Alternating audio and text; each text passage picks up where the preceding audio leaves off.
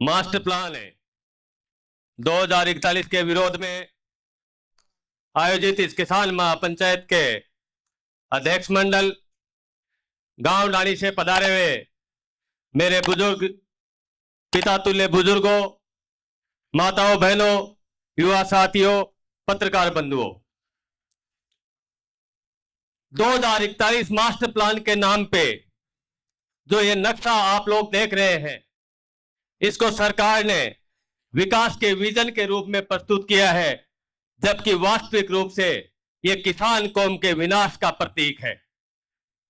जब जब विनाश का प्रतीक किसान कौम को खत्म करने के लिए जिस सरकार ने प्रयास किया है, तो किसान कौम को एकजुट होकर अपनी लड़ाई सड़कों पर लड़नी पड़ी है। ये लड़ाई कोई झंडे की नहीं है, ये लड़ाई किसान कौम के स्वाभिमान की है। और किसान कौम के स्वाभिमान को अगर बचाना है तो हमें झंडे की लड़ाई छोड़कर इस झंडे के नीचे जो डंडा है उसको काम में लेने की आवश्यकता है। ये जो बीच में जेलियां दिख रही हैं, मैं पत्रकार साथियों के माध्यम से सरकार को चेतावनी देता हूं, ये जो जेली है इसको किसान अपनी फसल को जोतने में और उसको समेटने के लिए काम में लेता है, मगर आवश्यकता पड़ती है तो इस जेली से क्या किया जा सकता है, सरकार इस चीज को भली बाती याद रख ले, इस जेली को सरकार को समेटने का काम भी किया जाएगा। अलग अलग विचारधाराएं हैं, भाजपा के लोग इस चीज को प्रचारित करने में लगे हुए हैं कि ये मास्टर प्लान कांग्रेस के समय में बना हुआ है। किसने क्या बनाया वो मुद्दा नहीं है हमारे लिए, जो बनाती है वो भी सरकारें हैं और जो लागू करती है वो भी सरकारें हैं।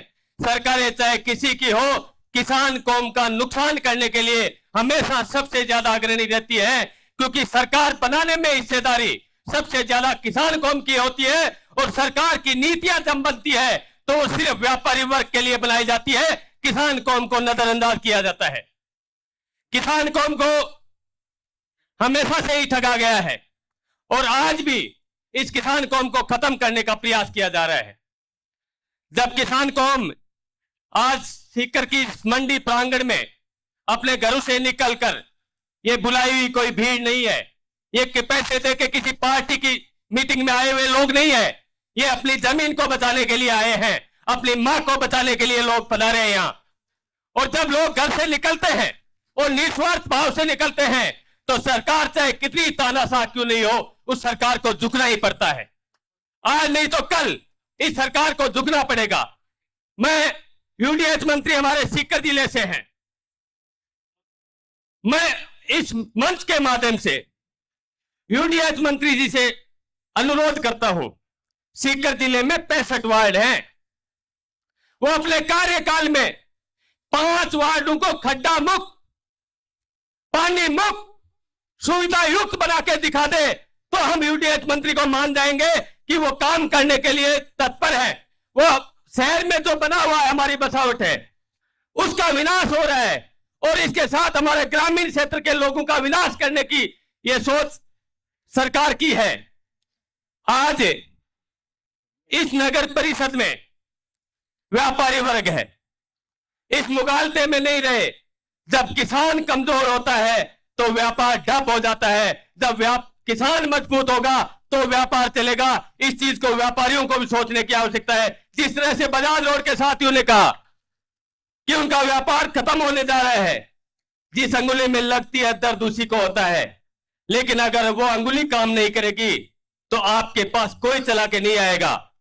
इसलिए आप सब लोगों से हाथ जोड़ के विनती है, ये जो आंदोलन के लिए कमेटी बनी, विशेष रूप से मैं इस कमेटी को बहुत बहुत बारंबार धन्यवाद देता हूं, जिन्होंने गांव गांव ढाणी ढाणी जाकर एक अलग जगाया। यह अगस्त का महीना चला है, अगस्त क्रांति ने तो अंग्रेजों को देश से भगा दिया था। ये तो राजस्थान की सरकार है, कमजोर सरकार है, इसको झुकाने के लिए तो एक किसान कौम इस अगस्त महीने में आया है। बहुत बहुत धन्यवाद, बहुत बहुत आभार। जब भी आवश्यकता पड़ेगी कंधे से कंधा मिलाकर इसको सरकार को झुकाने के लिए किसान कौम को एकजुट होकर, इस किसान कौम को एकजुट होकर ईंट से ईंट बजाने के लिए जब भी डंडे और झंडे दोनों की आवश्यकता होगी तब किसान कौम तैयार रहे। जिस तरह से आह्वान करे ये कमेटी जो भी निर्णय ले, और कमेटी ने जिस तरह से 15-20 दिन में ये निर्णय लिए हैं, मैं इनको साधुवाद देता हूं।